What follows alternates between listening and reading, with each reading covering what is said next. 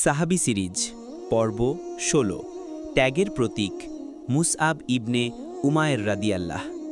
বিসমিল্লাহি আলহামদুলিল্লাহি আসসালামু আলাইকুম। মুসআব ইবনে উমায়ের রাদিয়াল্লাহ ছিলেন মক্কার সবচেয়ে ধনী ও রূপবান যুবক। সিল্কের পোশাক, দামি সুগন্ধি সবই ছিল তার জন্য স্বাভাবিক। কিন্তু যখন তিনি নবীজির ডাকে সাড়া দিলেন, তখন পরিবারের সব আরাম আয়েশ ত্যাগ করলেন শুধু আল্লাহর সন্তুষ্টির জন্য।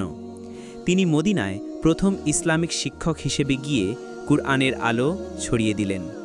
উহুদের যুদ্ধে শহীদ হবার সময় তার কাফন ছিল এত ছোট যে মাথা ঢাকলে পা উন্মুক্ত হয়ে যেত, আর পা ঢাকলে মাথা দেখা যেত। এটাই ছিল তার ত্যাগের চূড়ান্ত নিদর্শন। ভাই ও বোনেরা, এই ত্যাগ ও ঈমানের গল্প আমাদের মনে করিয়ে দেয় দুনিয়া ক্ষণস্থায়ী, কিন্তু আখিরাত চিরস্থায়ী।